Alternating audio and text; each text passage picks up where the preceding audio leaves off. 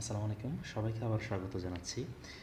এই পর্যায়ে আমরা গাউসিয়ান কোয়াড্রেচার নিয়ে কথা বলবো এবং সে আলোকে করার চেষ্টা করব। বেসিক্যালি গাউসিয়ান কোয়াড্রেচার সাহায্যে আমরা কী করতে পারি, যে কোনো একটি ইন্টিগ্রাল ইকুয়েশনকে আমরা বা ইন্টিগ্রেন্ডকে সলভ করতে পারি। এখন আমরা লক্ষ্য করছি, প্রশ্নটা পড়ে নিই। প্রথমত বলা হচ্ছে ডিটারমাইন 0 থেকে 1 sine cube x dx exactly by analytical solution. অর্থাৎ আমরা ইন্টারমিডিয়েটে যে প্রসিডিউর মেনটেন করে শিখেছি সে আলোকে সলভ করে ফেলতে পারবো। আমি বেসিক্যালি 2 নম্বর কোয়েশনটা সলভ করতে যাচ্ছি। এখন এই অংশে বলা হচ্ছে use Gaussian quadrature to determine an approximation to 0 up to 1 sin cube x dx। So আমরা স্বাভাবিকভাবে করতে পারি, কিন্তু গাউসিয়ান কোয়াড্রেচার যখন বলবে, গাউসিয়ান কোয়াড্রেচার কি বেসিক্যালি এত বেশি বোঝার দরকার নাই, যেহেতু সামনে পরীক্ষা। সো আমি সংক্ষেপে বলার চেষ্টা করছি। প্রথমত আমাদের যে ইন্টারভেলটা দেওয়া থাকবে সেটিকে আমরা -1 এবং 1-এ কনভার্ট করব। এখন প্রশ্ন হচ্ছে -1 1 কোন ক্ষেত্রে থাকতো, কোন ধরনের কোঅর্ডিনেট সিস্টেমের ক্ষেত্রে -1 1 থাকতো? নিশ্চয় সবাই বুঝতে পারছি, আমার আইসোট্রপিক কোঅর্ডিনেট অর্থাৎ জিটার সাপেক্ষে থাকতো। সেই জন্য আমরা এই যে 0 1 এক্স, আমি মনে করতে পারি যে এখানে x1 মান হচ্ছে 0, x2 এর মান হচ্ছে 1। সো এখন x1 এর মান হচ্ছে 0, x2 এর মান হচ্ছে 1। সো আমরা x এই অংশটা কিন্তু আমরা সবাই জানি, এই যে x1 L1 জিটা plus x2 L2 জিটা। সেই অংশে আমরা মানগুলি যখন বসিয়ে দিলাম, যেহেতু আমরা লিনিয়ার এলিমেন্ট নিয়ে কাজ করছি, আমরা কিছু যদি প্রশ্ন উল্লেখ করা নাই, গাউসিয়ান কোয়াড্রেচার যখন বলবে আমরা 0 থেকে 1 এরকম একটা কিন্তু এলিমেন্ট বিবেচনা করে ফেলবো। তো 0 থেকে 1, x1 এর মান হচ্ছে 0, x2 এর মান হচ্ছে 1। বসানোর পর আমরা কিন্তু সিমিলার ওয়েতে আগের মতোই x এর মান কিন্তু একটা রেজাল্ট পেয়ে গেলাম, হাফ অফ 1 প্লাস জিটা।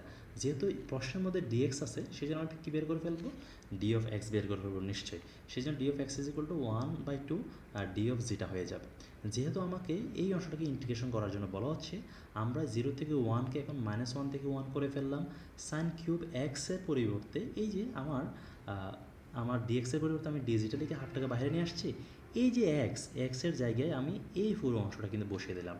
এখন -1 থেকে 1 ডি জিটা, এর মধ্যখানে যে ফাংশনটুকু রয়েছে আমরা তাকে এফ অফ জিটা মনে করলাম। অর্থাৎ F of zeta is equal to sine cube 1 plus জিটা/2 কিন্তু আমরা বিবেচনা করতে পারি। এখন আমাকে প্রশ্নে বলতে পারে 3 পয়েন্ট গাউসিয়ান কোয়াড্রেচার ফর্মুলা, অথবা বলতে 4 পয়েন্ট অথবা 2 পয়েন্টও কিন্তু আমাকে বলতে পারে, 2 3 4 যে কোনো একটা কিন্তু বলতে পারে। এখন আমাকে 3 যখন বলবে, গাউসিয়ান কোয়াড্রেচার ম্যাথগুলো সলভ করার একটা চার্ট আছে, সেই চার্টটাকে আমি সংক্ষেপে বলে দিই।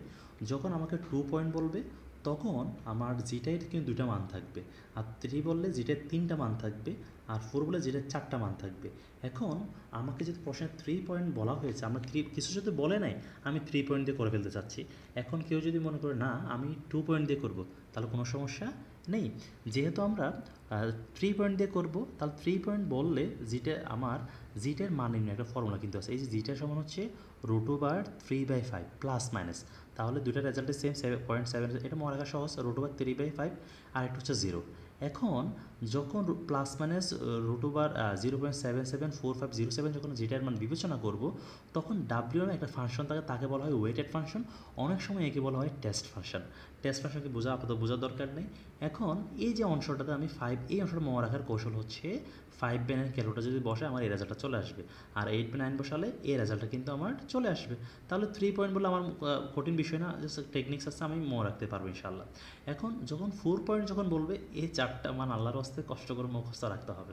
5 পয়েন্ট 6 পয়েন্ট কখন বলবে না, এগুলো পড়ার দরকার নাই। সো এখন আমাকে যখন 3 পয়েন্ট বলছে, ইতিমধ্যে এই যে আমরা 3 পয়েন্ট গাউসিয়ান কোয়াড্রেচার ফর্মুলা প্রশ্ন যদি উল্লেখ না থাকে, আমি 2 দিয়ে করতে পারবো, 3 দিয়ে করতে পারবো, কোনো সমস্যা নেই। তাহলে এই শর্তটা কি গাউসিয়ান কোয়াড্রেচার ফর্মুলার, এই যে -1 থেকে 1 f of zeta d of zeta, অর্থাৎ আইসোট্রপিক কোঅর্ডিনেট যে ফাংশনটা আছে সেটিকে summation 1 equal to up to 10 weighted function এবং ওই ফাংশনাল ভ্যালু যে নোডাল ভ্যালুস দ্বারা কী করবো, গুণ করবো এবং যোগ করবো। যেহেতু আমরা এখানে F of zeta is equal to এই অংশটা বিবেচনা করেছিলাম, জিটার জায়গায় একবার এই জিটা 1 বসাবো, জিটা 2, জিটা 3 বসাবো। অর্থাৎ জিটা 1 সমান এই যে এখানে বলেছিলাম 0.77507, তাহলে এটা জিটা 1, এটা হচ্ছে জিটা 2, আর মাইনাসটা হচ্ছে জিটা 3। সেই জন্য এখানে জিটা 1 সমান মাইনাসটা ব্যবহার করছে। আমি যে কোনো একবার ব্যবহার করলো এটা সমস্যা না, কিন্তু শর্তটা হচ্ছে যখন আমি এই জিটার মানগুলি যখন এইগুলি ব্যবহার করব, তাদের কারেসপন্ডিং ডাব্লিউ মানগুলি ব্যবহার করব এই অংশটুকু। আমি যেটা ব্যবহার করলাম এই অংশটুকু, কিন্তু ডাব্লিউ ব্যবহার করছি এই অংশটা, তাহলে কিন্তু হবে না। তাহলে মনে রাখার সহজ কৌশলকে জিরোর জন্য আমি অংশটা বসাবো, বাকি দুটার জন্য সেমই বসাবো।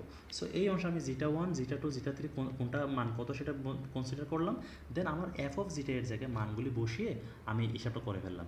এখন আমরা এই হিসাবটা কিন্তু বারবার আলাদাভাবে না করে আমরা ক্যালকুলেটর কী করতে পারি, সাইন অফ এই যে ফাংশনটা, যেমন এখানে কি আছে সাইন অফ, আমি এভাবে লিখি সাইন অফ আমার 1 প্লাস